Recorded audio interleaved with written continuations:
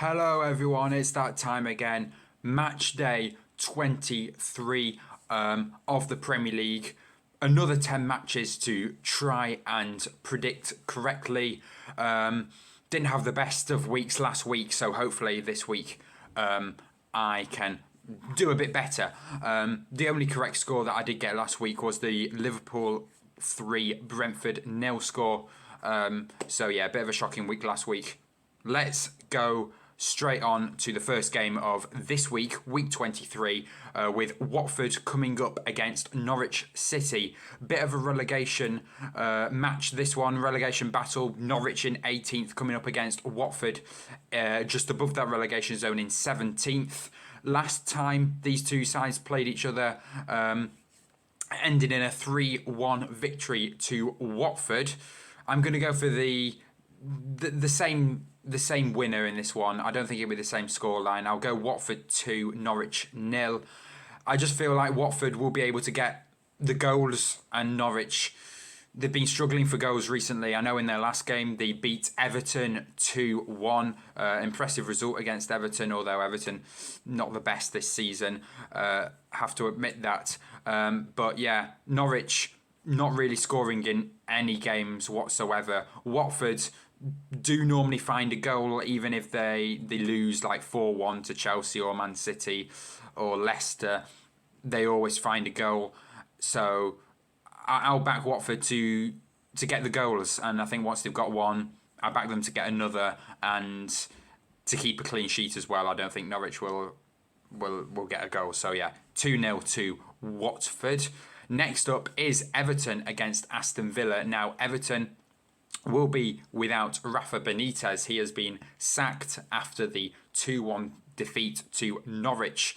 Not surprised about that whatsoever. I mean, Everton currently 16th place in the Premier League with 19 points. Pretty poor.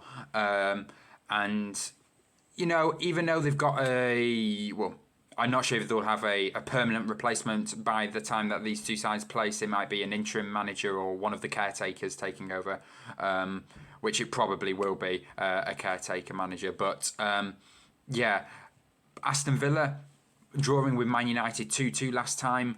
Phil Coutinho's debut, scored in it, grabbed the equaliser goal. And Luca Digne as well.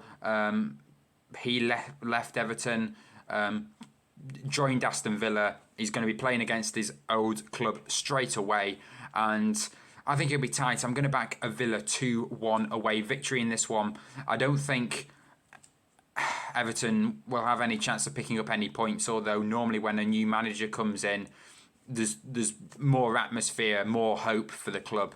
So it's definitely really what Everton need, a new change. I don't think there'll be an effect straight away though. I do think you'll concede less goals than what you are currently doing, and I do think you'll score one as well, but I do think that Villa will just be a bit too strong under Steven Gerrard. They've been fantastic since he came in. And yeah, 2-1 to Villa, maybe another Coutinho goal, and he can pick up some form back in the Premier League with Villa. Okay, moving on now to the Brentford game. They are facing Wolverhampton Wanderers, who did beat Southampton 3-1 in their last game. Very impressive by Wolves. Normally a team that don't score that much, but don't concede much as well. So I don't think Wolves will concede one in this game, and I'm going to say Wolves will pick up the away victory and get a 2-0 victory over Brentford.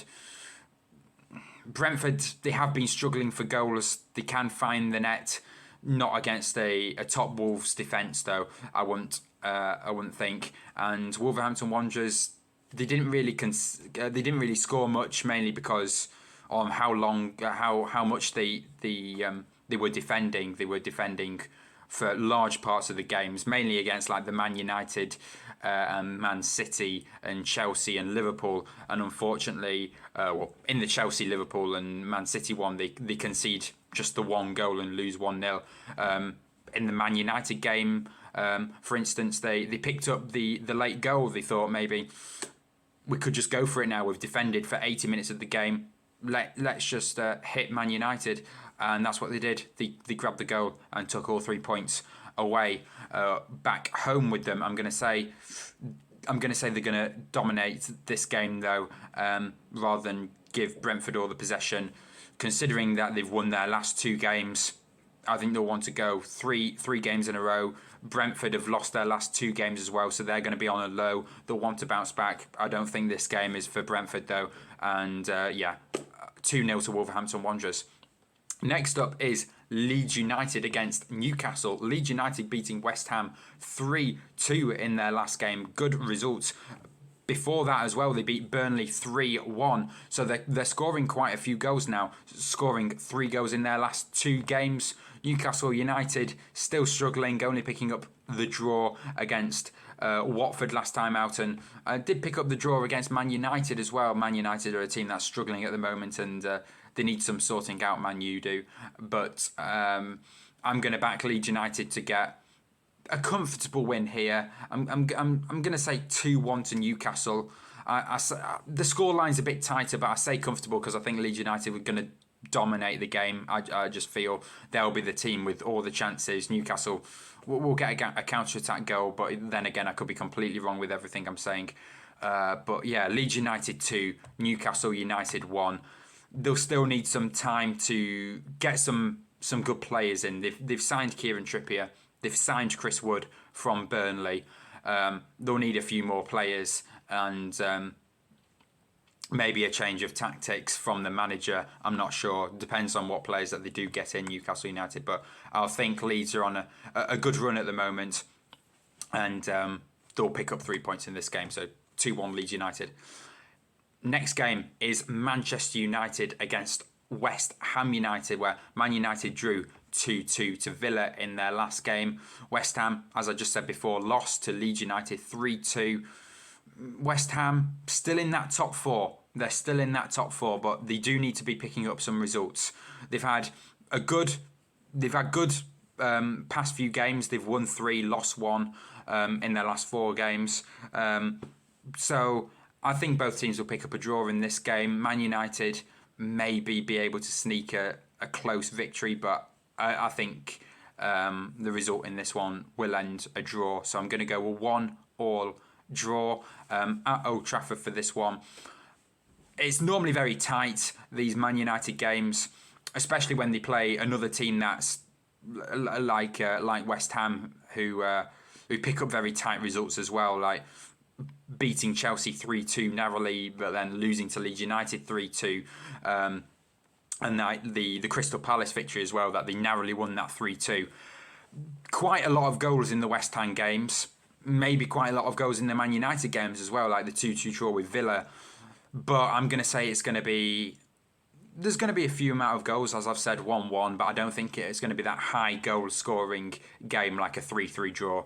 I'll just go for a 1-1 draw in this one. And yeah, next game, Southampton against a high-flying Manchester City, who's probably going to win the league now because they are 11 points clear of Liverpool now. Against Southampton in this game as well, I fully back City to win, although last year, when these two sides faced a few months ago, it did end in a 0-0 draw. I'm going to back City to get a 2-0 away victory in this game. I don't think it'll be a massive scoreline like 7-0 City like they did to Newcastle. And Southampton, they have started scoring quite a few goals in their last game. They did lose 3-1 to Wolverhampton Wanderers. Just the goal that they did score though, that James Ward-Prowse free kick from about 30 yards out, absolutely fantastic free kick from James Ward-Prowse there. Maybe Newcastle should sign him. I'm not sure whether he'll go there or not. But Ward-Prowse, definitely the best player in the Southampton team by far. There's also a few other good players in for Southampton that have started scoring quite a few goals. I mean, they beat Brentford 4-1 before the defeat to Wolves. There's Ben Narek, the defender, who's doing really well at the moment. did defensively and getting on the score sheet a few times as well. But as I said, I don't think it'll be a thrashing for Southampton, but I don't think they'll come away with any points in this game. So Man City 2-0. Next game, Arsenal against Burnley. Some may say there's going to be one clear winner in this game. I do think it's going to be very tight. I still am going to go for an Arsenal victory, which probably most of you are going to be saying, but I'm just going to go for the narrow 1-0. Burnley will make it hard for them. I can't see Burnley scoring. It's at the Emirates. Arsenal at home. They'll pick up the victory. It'll be very tight though. So yeah, narrow 1-0 to Arsenal. Next game, Crystal Palace against Liverpool. Liverpool beat Brentford 3-0 in their last game, as I said at the start. The only prediction that I did get right from last match day. Liverpool without Salah and Mane again for this game because they're still away at the AFCON. And yeah, I'm going to back Liverpool again in this game, and I'm going to go for the exact same scoreline as the Brentford game. I'm going to go Crystal Palace 0, Liverpool 3. This one, a bit of a risky one. Crystal Palace, they have scored quite a few in their last games.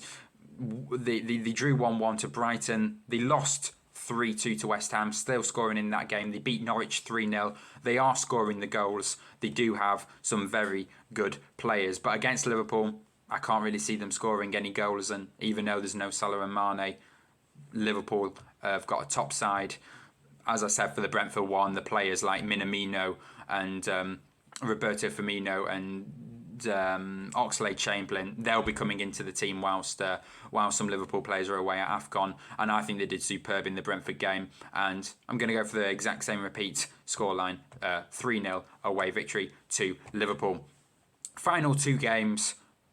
The first one of those two is Leicester City against Brighton Hove Albion. Leicester City haven't played for a while. They've had quite a few games postponed. And the last game that they did play was before the new year. They've not played in the new year. So whether this will be the first game of the new year for Leicester or whether it's going to be postponed again. But in their last game, they beat Liverpool 1-0. That was on the 28th of December. Yeah, Leicester, very good side at the moment. They've been quite a good side since really they won the Premier League all those years ago. Just this season, they're in mid-table, 10th place. They're still a good side. They're still scoring the goals that really you expect to win games. I mean, they scored 3 against Manchester City, but still lost it 6-3. For example, like that. I mean, you score 3 goals in a game, you at least expect to pick up a draw in that one, but they didn't. I'm going to go for a draw in this game. Brighton Hove Albion, the draw specialists. They drew in their last game, surprise, surprise, 1-1 to Crystal Palace. So I do think it'll be higher than 1-1. Both teams to score 2 goals in this one, 2-2. And then the final game of this week is a London derby with Chelsea coming up against Tottenham. Tottenham game was cancelled under Arsenal's COVID submission. They didn't have enough players to play the game. So Tottenham's last game was the narrow 1-0 victory against Watford on the 1st of January. Chelsea lost narrowly to Man City 1-0 last time out. I'm going to back Chelsea in this game, although it is a London derby and anything could happen. I don't think Tottenham's going to score in this game, though. Chelsea got too strong a squad for them. I'm going to go for a comfortable 2-0 Chelsea victory. Mason Mount, Romelu Lukaku, he can score. He's a good striker. Against Man City, he wasn't really playing well.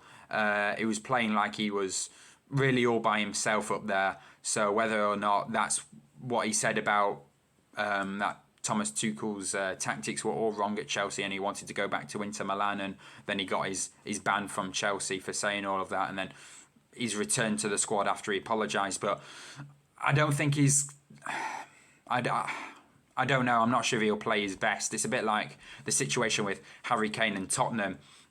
I mean, what's gone wrong? He used to score a good fair amount of goals for Tottenham every single season. The rumours came last summer about him joining Man City. He ended up staying at Tottenham. he might be all disappointed that he's missed out on the Man City move, and he's just not really trying his best at Tottenham.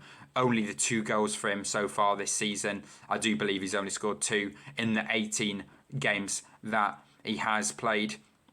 Although he did miss a few games at the start of the season, so I think he's played around 15 games, only scored 2 in them. That's not what Harry Kane used to be like. So I think really maybe the same situation with him as well. So Lukaku against Harry Kane. I'll still back Lukaku to get one over Harry Kane, and to Chelsea to get 2 over Tottenham in this one. As I said, 2-0 to Chelsea. So that is going to finish my score predictions for matchday 23. Please do leave a like and subscribe to the channel, and I will see you all in my next video. Bye.